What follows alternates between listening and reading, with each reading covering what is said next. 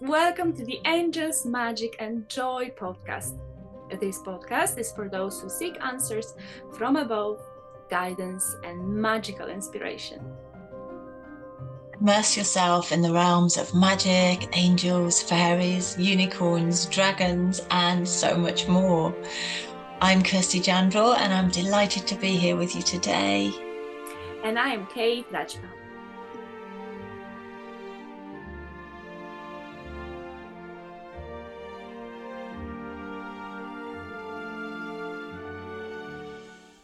Hello, everybody. Welcome to this episode of the Angels, Magic and Joy podcast. We hope that this episode finds you well and happy and joyous and in your magic. And we are delighted to have a special guest with us today. We have Azim Nobeebacus, and he is a gifted holistic therapist whose services and methodologies include several forms of energy healing, including Reiki, Shiatsu, holistic massage. And so Azim, we're so delighted to welcome you to the podcast. Thank you so much for joining us. Thank you. Thank you for having me. Oh, you're so welcome. So for those in our audience who are not familiar with you or for not familiar with what you do, could you tell us a little bit more about all of the magic that you offer, please? And and we can sort of start from there and dive in. Yeah, sure. So, all these modalities that you've just mentioned, like Reiki, Shiatsu, energy healing, energy therapy, energy counseling, listening, touch therapy, they're kind of all, various tools that I draw upon to assist the individual that comes into my space. And essentially, the more tools that I have, everybody connects and relates to different things, but the fundamental practice of my work is to hold a space that is safe, hold a space that is non-judgmental, and in the vibration and the frequency of, I suppose, what we call nowadays unconditional love. And when that can happen and when that is present, it is felt by the recipients, and it allows a space for that person to then be open to be vulnerable in that space. And through that vulnerability is where healing actually occurs. And what I can do to kind of help that, and whether it be putting my hands on somebody, whether it would be just listening to somebody speak and supporting that person in that way and letting them know that actually you're being heard by me right now. Because a lot of the time we're speaking about certain issues and situations in our lives, and what we often find is that when we speak to a lot of people, and probably most people, is that someone always has an opinion on what you're saying. But it's very rare actually in this day and age to find someone that's actually, you know what, I'm hearing you, I'm listening, and I'm receiving your information without any judgment, without any opinions back. And sometimes that's all we need, actually, just to sit in a space that is free, so we can actually, just be without someone saying, no, but you should do it this way, you should do it that way, this is what's happening. And coming from the mind, where I come from the heart, that's very, very, very crucial. So all these modalities and excuse me, and stuff like that, it's cool, and it's nice to have them, but it's always where I am coming from is actually the fundamental of the work. I love that. And I love that you mentioned that when you talk to someone, is the judgment, that's one. And then the other thing is, very often I find, and my friends would say, yeah, because she wouldn't have space for you, I suppose. It's like the other person to actually have space for someone else. And I've noticed that we have so much going on, and everybody has so much going, that we actually don't even have space for another person, that it's only circulating about, one person around, and then there's no space for someone else. And that's what we need that space to just be ourselves. I love how you mentioned that, just to be ourselves, just to be our true selves. I suppose that's the essence of healing, any healing, because we have all those modalities, but I suppose that's the essence of healing, just to have space, safe space where someone can be their true selves. Absolutely. It's about connection, isn't it? It's about we're all connected, everything is connected anyway. So the fact that we don't recognize that as in a society and go about our daily business thinking about our you know, and understandably, the system is made in such a way that we focus on the money and the bills and so forth, but we forget about something that is always existing beyond that, which is we are all connected. So if we are all connected, we should foster and nurture those connections, you know, and actually look at each other and, you know, look at each other in the eyes and talk and be present with each other, which obviously is declining now because of digital devices and so forth. But you know, I'm on a mission to kind of encourage that in people. Even if I'm walking down the street, I'll start talking to someone. Exactly. We're healers 24 hours a day, aren't we? Yeah, exactly. I love that you mentioned looking into the eyes. I've seen the research recently. I can't say which hormone was it exactly. I don't remember the details, but I've seen that every person needs at least, I don't remember how many minutes was it, but at least 5 or 10 minutes looking into actually the eyes of another person daily in order to release that hormone. A hormone. I don't remember if it was any of those goodies that we need actually to regulate our nervous system. It's so beautiful you mentioned that, just to look into other people's eyes. So interesting. Azim, on your website, you have a wonderful quote which mentions that the core belief is to let go and reconnect with our true nature. Could you expand on that, please? And why do you feel that is so crucial in our connection to our full optimal health and everything?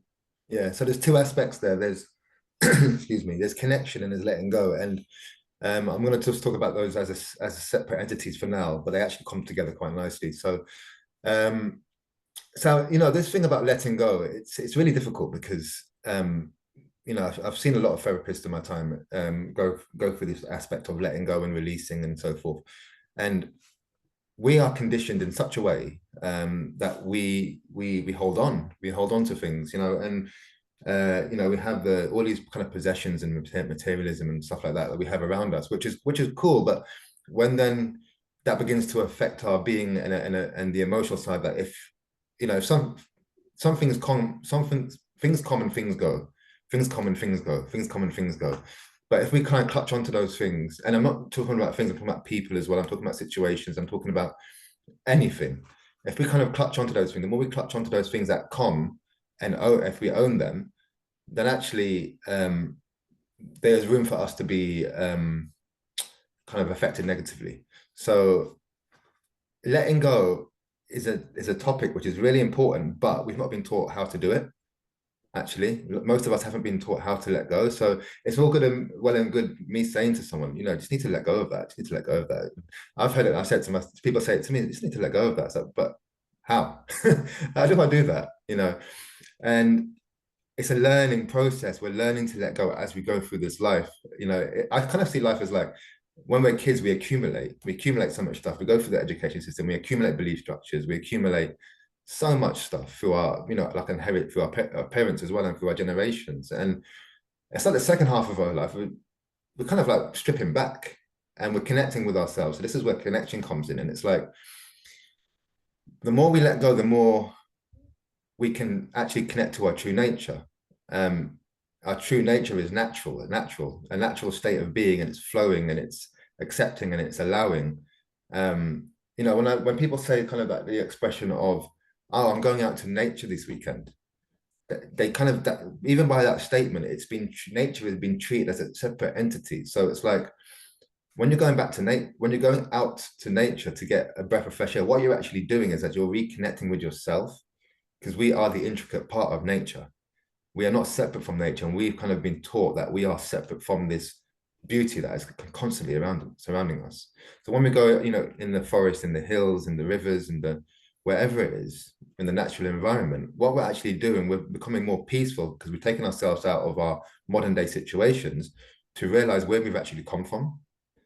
So that's when I say connection is found in nature, and nature is found in us. So we have to either go deep within us, and when we go out to natural spaces which are peaceful, it can be sometimes easier to find that connection deep within. That's beautiful. That's beautiful. So profound and yet so simple, really, in the essence of what you're saying. As you know, so many essential truths are. So thank you so much, and what a beautiful reminder. And as I'm sat here, you know, we're in the middle of the start of summer in the UK, and you know, it's the energies are palpable, aren't they? The energies of growth and rebirth, and we were talking before we came onto the screen about, you know, all of the energies we're experiencing, these energies of rebirth, and that connection, and that reminder that yes, we're all interconnected, we are one, we are nature. It's so beautiful. So, oh, thank you. So deepening into that sort of appreciation of nature, of you know, plants, I guess, specifically, and the holistic unity that we are, this unity consciousness, and you know, the fact that we are all interconnected. Can you explain in a little bit of more detail about the concept of curanderismo, and how plant medicine fits into this, please, Azim? And forgive me if I've not pronounced that No, no, it's correctly. fine. Feel free to correct me. So, plant medicine is, well, it's been a part of my life for most of my life, firstly, but really into the work of it in the last 13 years. So I've been working with plant medicines ceremoniously, you know, ritualistically, in purposes of healing the body, always with the aim to heal the body, for the best part of 12, 13 years. And what I came to discover, Curanderismo, so that is essentially the name for healing practices. So a curandero is masculine and feminine for a healer in, well, it would be in South America, Middle America, and North America. However, it's a very generic term, as a healer would be. You know, well, what kind of healing is it? So then you have ayahuasqueros, so those working with ayahuasca. Then you have tabaqueros, which is people that are working with the tobacco plant, which is very interesting because tobacco plant in the Amazon, mapacho it's called, is used to heal serious and the darkest of illnesses. But in the West, obviously, it's the spirit has been torn apart in so many ways that it's now not a medicine, it's a poison. We can get into that a bit more if you like. But, and then you have, you know, perfumeros. So a perfumero would be someone that's working with the essence and the smells of the plants. But it's all spiritual work. It's really deeply spiritual. I work with the ayahuasca, but that's my medicine that I've consistently worked with, and it's taught me so much as a teacher. These plants are kind of teachers, and the way that kind of specific type of curanderismo works is that when you're working with ayahuasca or mama aya, the medicine, what you're working with is the plant spirits very intimately. So if you're a facilitator of ceremony, or you're doing that work and you're practicing and you're learning, what you have to kind of do is, if you have someone, it's very sensitive work, very sensitive work. So if you're sitting with, you know, a person in front of you, firstly, number one, you need to make sure that you are protected from the energy of that person, because you may be able to help that person on a very deep level, and you know, they'll be free from many things. But if you get sick from the result of that, then it's no good. You can't help more people. So the aspect of protection, which is why the tobacco comes in, and learning about protective plants, and not just learning about the plants, but connecting with them. So the way that what they do over there is they put themselves in isolation, and they would probably have a very bland diet and digest one plant. Let me just say, one of the plants that I have a relationship with, bobinsana, is another plant. So bobinsana, we'll drink the bobinsana for a week or two or 3 or 4 until we feel that the plant is united with us. And when that plant is united with us, we'll see it in our visions. We'll see the plant. It will sing to us. It will sing through us, sing to us. And it's a very hard process, actually, because from a Western brain and from a Western mind, we're not used to this. We are just not used to this. Like having spirits come to us and sing to us and then build a relationship. And building that relationship with the spirit is very much like building a relationship with a person. So it's getting to know you, you're getting to know it, her, him, whatever. You know, some of these things don't even have a gender. And then what happens in ceremony is that when that spirit is now united in your body, it's almost like it integrates with your DNA, is what it feels like to me. It integrates into your DNA. And then that's what it feels like. I'm not a scientist, so I don't know what actually happens, but I know that in a ceremony that when Bob and Sana would appear to me, because I've built the relationship and I have it, my body is now a vessel for this plant to sit in my body. And then the plant is singing through me to the medicine, is singing the medicine through me, which is called Ekado. It's an Ekado. And the medicine is being sung through me to the recipient, which is receiving the Ekado. Now, it's very important that the relationship is built and the Ekados are coming through me rather than from me. Because when they're coming from me, yes, they'll have some substance and use, but they won't be half as powerful as the actual spirit singing the medicine into the person. So that's the kind of the basis of the work. And this is why the curanderos in the jungle, they spend a whole lifetime dieting these plants. They have 1, 2, 3, 400 plants in their database of the body. So when they're working with someone, they have many medicines they can call upon in that space, or the medicines will know when they come to that person. You know, it's very interesting work, and I've seen it do incredible things for people in ceremonies. Yeah, incredible things. I love when you're talking, Azim. I can really feel like you have the respect for the medicine, for the plant. And I was talking yesterday with my friend, because we're very much into Amanita, and she would say yesterday she just smelled it, and you already connect with the spirit of it.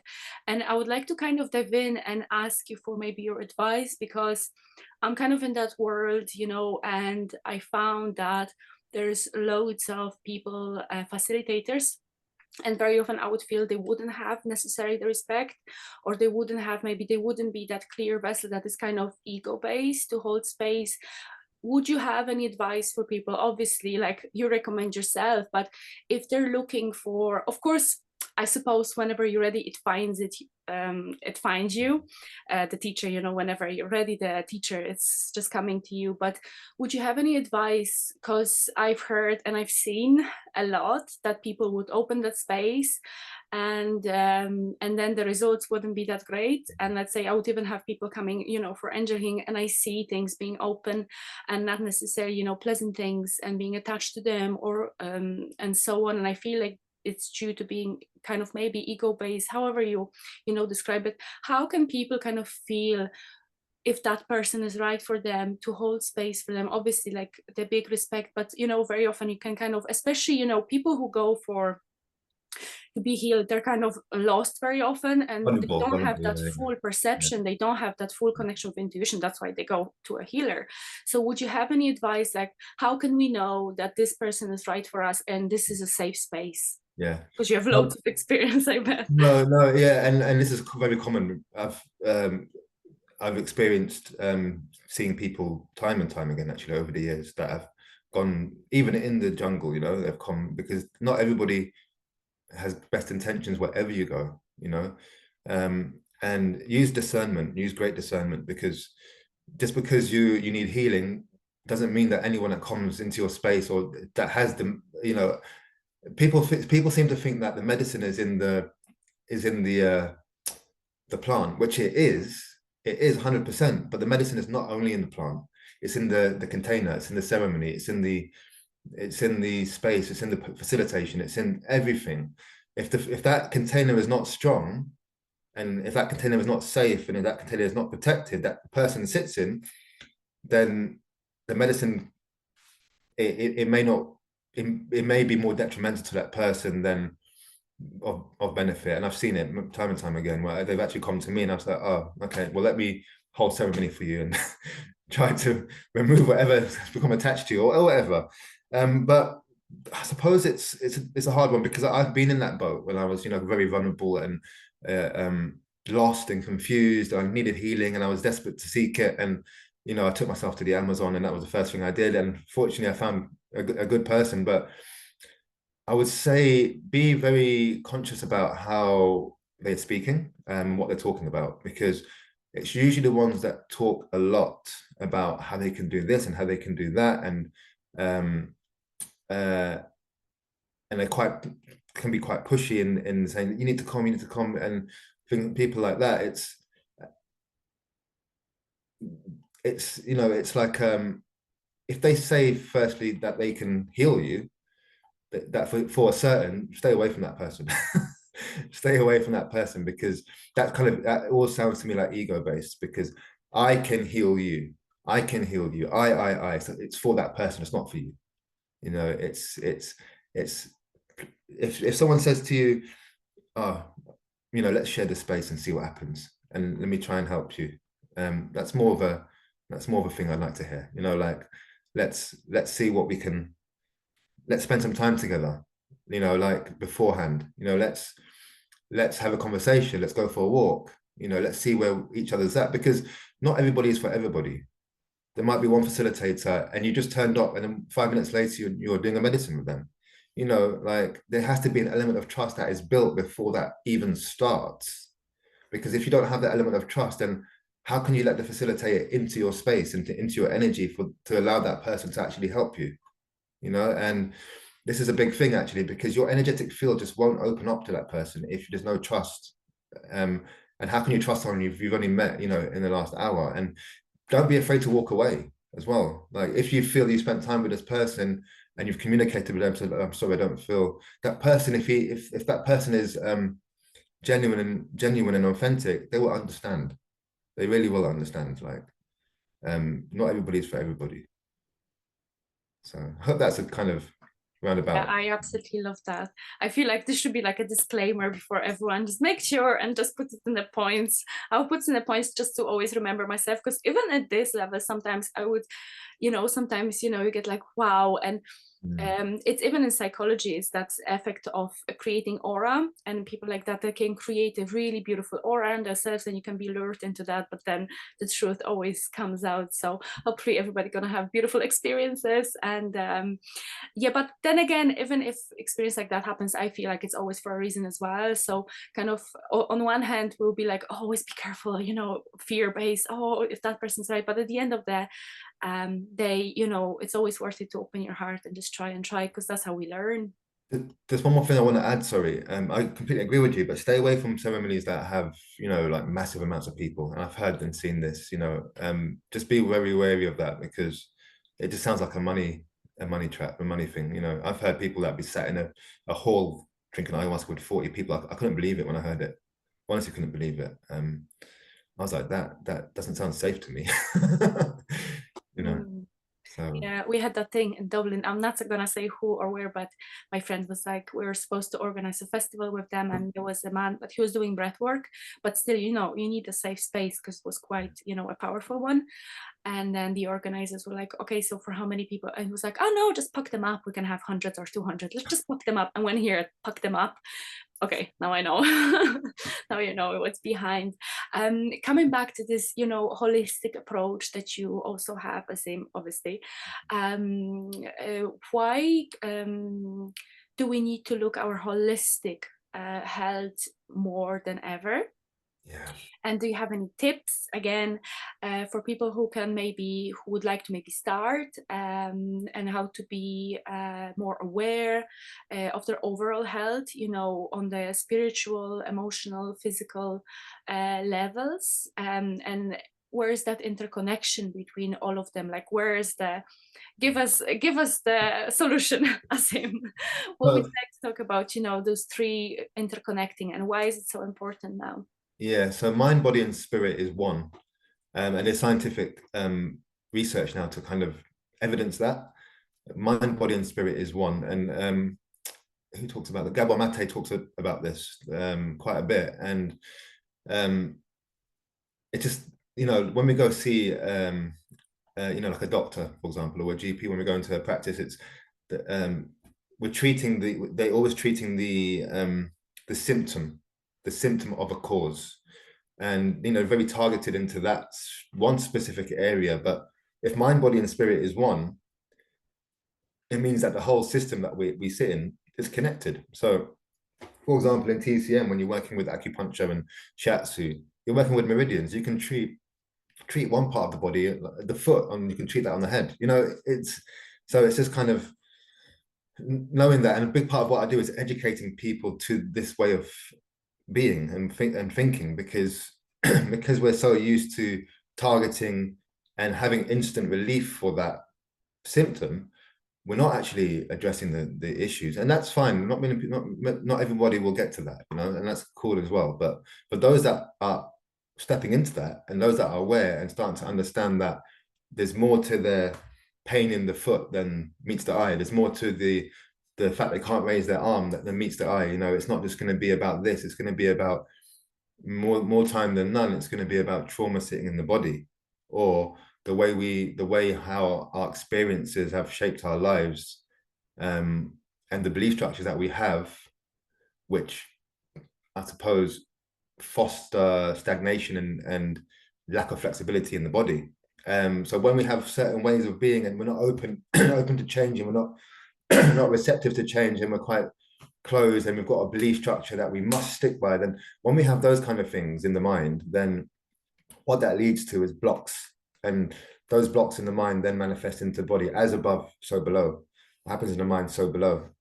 And what happens in the body, out to the world. So we always have to kind of, awareness is key here, really, because we can't try and solve the issues of, say, for example, I'm going to give an example of anxiety or depression or something like this, that, you know, if we have encountering those kind of issues, then that have been created in the mind, then we can't solve them by trying to we have to experience this somatically. It's in our whole system. We have to really feel it in the body. We have to really feel those emotions. And this is what it comes down to. If we're having emotions and we're having feelings, for example, even a pain in the body, even like an illness in the body, if we can connect to that whatever it is, that illness, deep enough, what it will start to reveal to us is actually the source of it. And that is a very scary thing for people to get into, because like, oh, I don't want to go there yet, you know. And that's why people run away from that and be like, yeah, I just want the remedy quickly. That's going to stop me from feeling the pain of it. But it's like, actually, no, do you want to just temporarily relieve the pain, or do you really want to release this and free it? And that's where the people that are so brave, like that, you know, I have so much respect and honor for everybody that steps in and wants to free themselves, because like, you're so brave. It's making me emotional thinking about it. So, you know, it's so brave. Like, people that are ready to do the healing, I'm like, wow, this is amazing. Yeah, that's so beautiful. And thank you. As you were talking, I was sort of getting sort of chills for one, but also this, you know, as we were talking earlier, you know, this concept of when an individual, a beautiful soul steps into that commitment to heal themselves on a deeper level, those, you know, those ripple effects for the whole of humanity and nature, and that, you know, it has such an impact. And it, as you say, it's such a brave, courageous and loving act, you know, to do that. So It is. yeah, so it's just so lovely that you enable people to do that. So yeah, deep bow. So Azim, I wanted to ask you earlier, and then it sort of slipped away from my awareness, but we're always so keen to understand how, because everybody's paths are so different, and it's always so interesting and magical to understand how healers and people like yourselves find their path. And you mentioned you've been working with plant medicine for 12-13 years. That's a you know, a considerable amount of time. I'm just so curious about how you first got the calling, or you know, met your path, basically. That's a big question, but if you could answer it in some way, however feels good for you, that would be sure. So I've had quite a so many varied experiences of life itself, and you know, I can say that when I share my stories with people, they're like, wow, that's happened to you, you've been through that. And it's like, yeah, And it's led me to have a wide, a really wide scope on my on what I've experienced. It's really wide. I've had a lot of experience. I'm from London originally, and I've grown up in London for 30 years. My journey through being in London was hard, challenging. I was involved in drugs for an element of time in many different ways. I was involved in, I've been kidnapped a few times. I've seen people commit suicide. I've seen a lot, and I've witnessed a lot. And when I was probably when I was probably 20, 21, I had a bit of a wake-up call. Well, so I found one of my friends, I opened the door and he had hung himself, sadly. And that was a kind of pivotal moment in my life, because in the same year, my daughter was born. So it was like seeing death and life in the space of a year.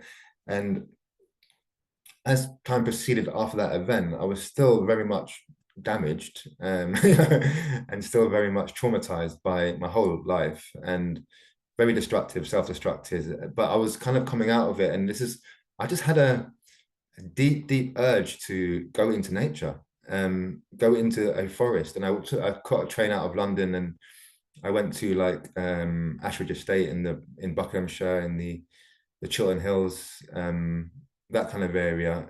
And I just sat in these places, and for the first time ever, first time ever, I remember what it was like to feel. And it was just like, it's okay to feel. And I was on my own, and I was crying, and I was sitting in nature, and it's like, this is going to take some adjustment. But it's okay to feel. It's okay to feel. And I kept saying, it's okay to feel. It's okay to feel. And it's like, I never knew it was okay to feel. No one told me that. No one told me, said, I was raised in, I've got so much respect and for my parents, but there was things that I needed that I didn't receive when I was younger. And my father, for example, was very,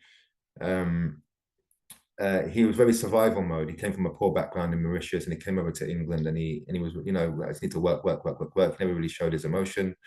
And it's like, I need to see that. I really needed to see that. My inner child needed to see my father and my mother showing their emotion. And it's something that I didn't see. So a lot of the work that I do now is actually inner child work. And that's what I help people with as well, is to revisit that child, and kind of stuff like that. But yeah, anyway, when I was in this forest, I was crying for the first time, it felt like. And it was like I was crying, it felt like sorrow. And it kind of proceeded, and I was spending more time in this, but I was feeling peaceful after I was releasing. I was feeling peaceful. And one day I was there with a friend, and I was sitting there, and I was now because I was releasing, I was now becoming aware that there is more to my body, that I am not my body. I'm more. I'm more than my body. I'm an energy. And I started to feel it, but I didn't quite understand it, because the way society is built obviously doesn't kind of encourage that kind of way of thinking. But I couldn't deny my experience. I've always been a person that lives by my experience, as my teachers. So I'm like, no, I can't deny this. I need to see what's going on here. And one day I was sitting in a tent with my friend, and there was one friend on this side and one friend on this side, on the left side and the right side, and they were laughing about something. And I was feeling a bit, just feeling a bit insecure. And I looked at my friend, and I could see, like, in his body, the first time I ever saw this, I see in his body like a tennis ball bouncing around out of his skin and like going like this. And I turned away. I was like, that's interesting. In my thinking process, I've just seen illness in this person. And the funny thing is, when I looked at him, he's now clocked that I've seen something in him. And he said to me, I told you I am sick. So I was like, wow, okay. So then I went to see a Reiki master, Aram Kong, told him about these experiences that I was having. And he was like, he really put it into perspective for me. It's like, yeah. Keep healing. And I'm going to help you do that.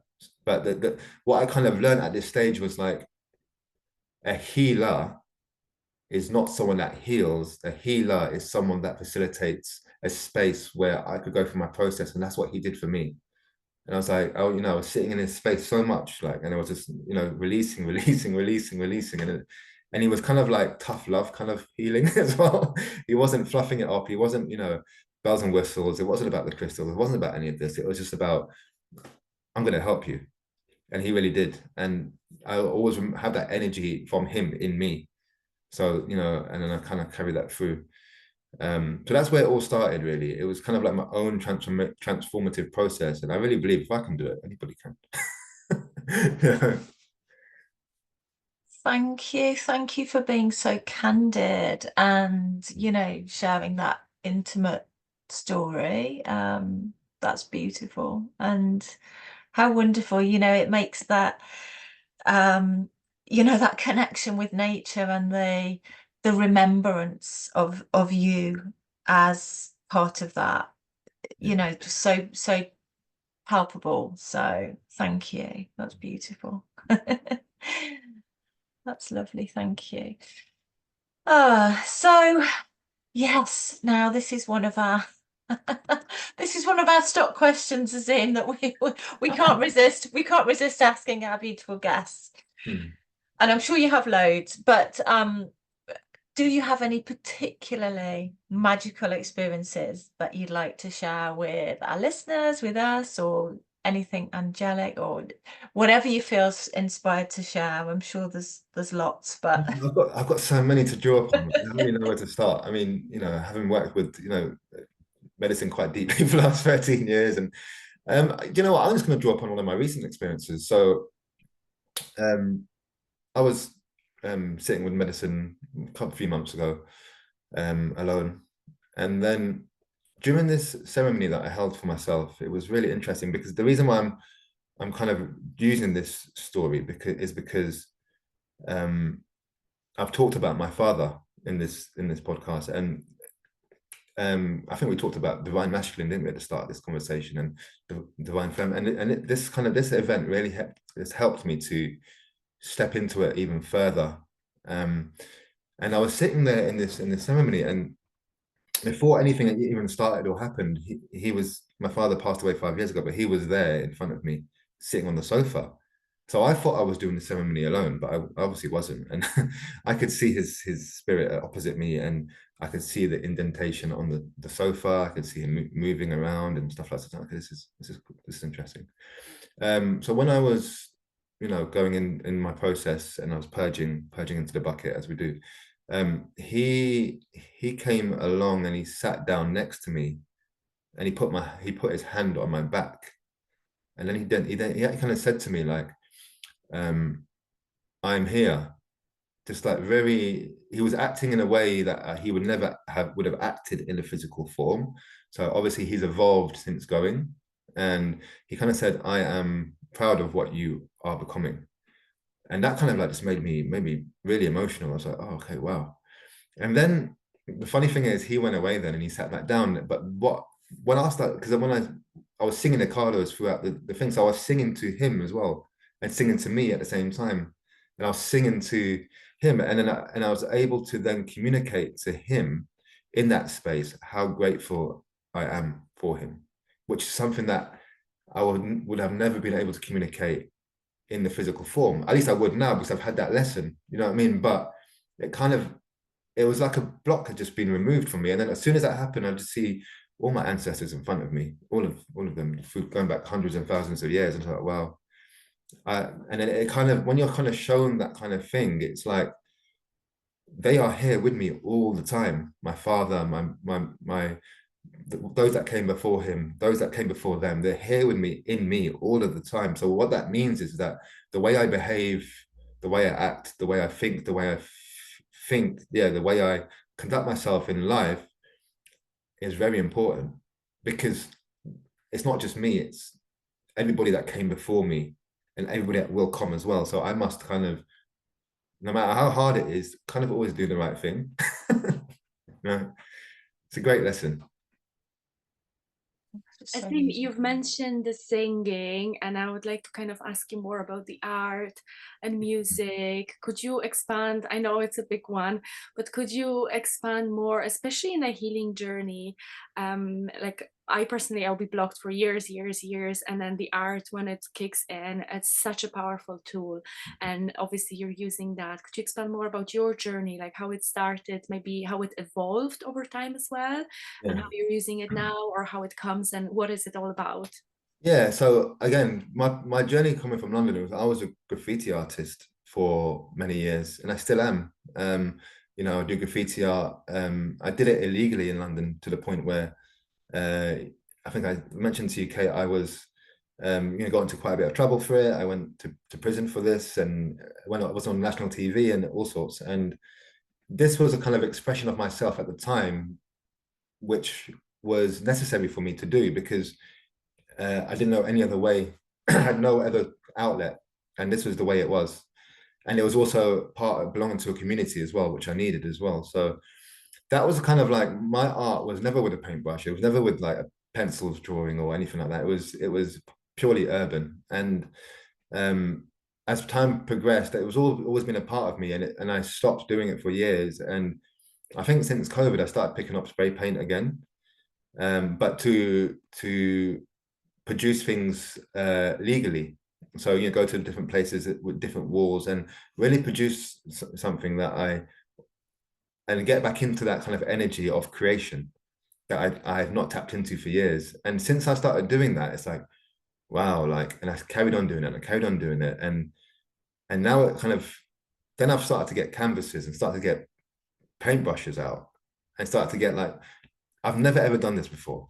And it's just like, I'm painting away. I'm like, the process of me doing this is something taking me on this journey of something taking me on this journey of picking up a paintbrush because I've recently moved house as well. And it's the funny thing is when I moved into this new house 6 months ago, I didn't even know that this existed, but 50 meters from my house is literally, I live in the middle of nowhere. There's like a waterfall here, but next to this waterfall is an art shop and they sell everything I need. It's like, what is going on here? So like I'm in there all the time buying paints. Like if I need something, I can just go get it in 2 minutes. If a paintbrush, I need it, I can go get it in 2 minutes. If I need some more paint, I can just go get it in 2 minutes. And it's like, this is obviously what I'm supposed to be doing. Obviously, it's so obvious. And then when I'm painting away, it's like I'm learning to be patient more and more and more, and I'm learning to be still, and I'm learning to be present, and I'm learning to be non-judgmental of my own work. I'm learning to let go of my own self-judgment. I'm learning to let go of any kind of ideas of perfection that I think I have. Learning to let go of that because learning to be kind of imperfectly perfect, and whatever comes. Who's the judge anyway? Do you know what I mean?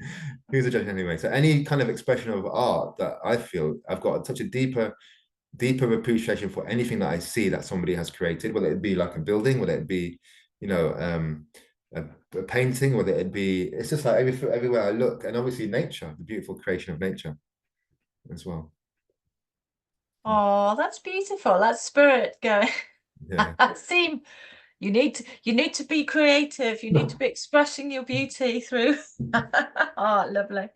Oh, and as you were talking, I was just thinking of the many ways that the soul really wants to express itself, and as you say, right from being very young, you had that urge to let this creative flow through, and yeah, it's just so beautiful to see how that's evolved. So thank you for sharing that. Welcome.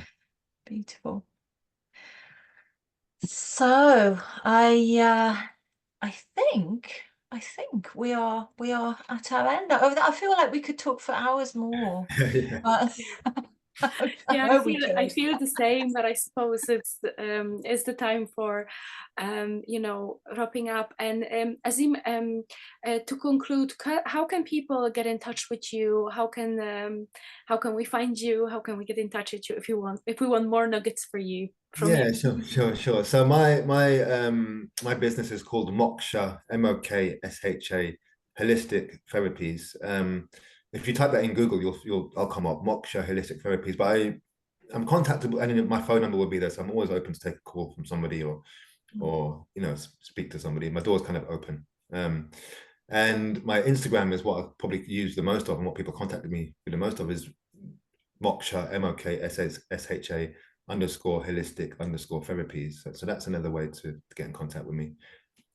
And I always share some cool stuff, and my art all goes on there as well. So See your art. I was going to ask you where we could see your art, so that's lovely. So Instagram. Oh, well, we'll put all of those contacts in the show notes as well, Azim. But what a wonderful, wonderful chat we've had today. Thank you so much. I feel like we've literally just scratched the surface, but yeah, I feel the same. I feel like I wish to have another episode with you. I hope maybe we can do another one to dive in even deeper, because I feel like it's just a tiny nugget of you. I feel like it's an endless well of especially experience. I love that you mentioned that you base mostly on experience, and I find that kind of I actually wonder, how do you find that, Azim and Kirsty? Maybe I find it very often, because I would base mostly on my experience, how I feel and how I see. Of course, there is lovely healing modalities and, you know, trainings that we can learn, but I find it kind of difficult sometimes to how can we express to people what we are all about, if they maybe, you know, I feel like in my dream world would be that we just look into each other's eyes and we don't have to explain anything, that we can just feel it.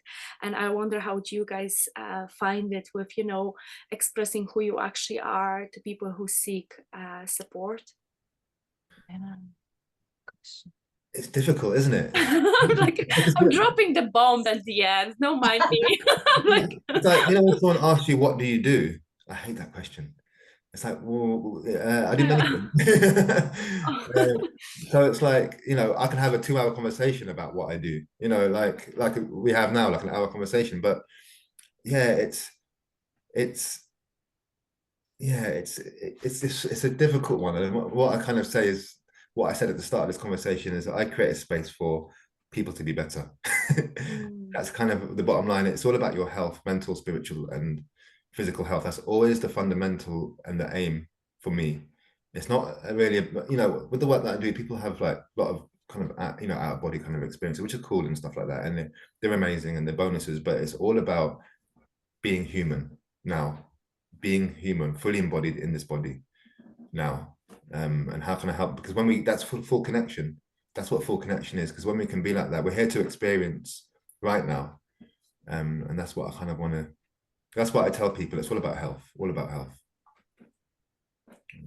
Yeah, that's beautiful. It is. It's so, and I think the further along the path you go, certainly for me, the more I sort of immerse myself in what I consider to be my mission and my calling, the more difficult it is actually to explain, because it becomes more and more simplistic. Yet.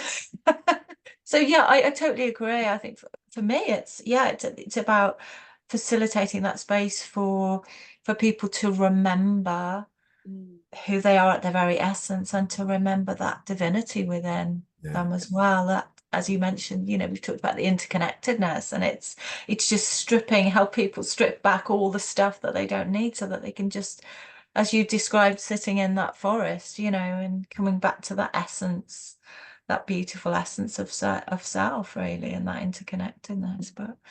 But yeah, how do you describe that? It's very hard.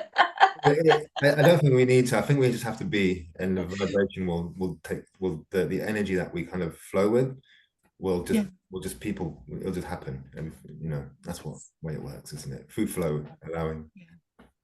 Yeah, interesting. And as you said, there's, you know,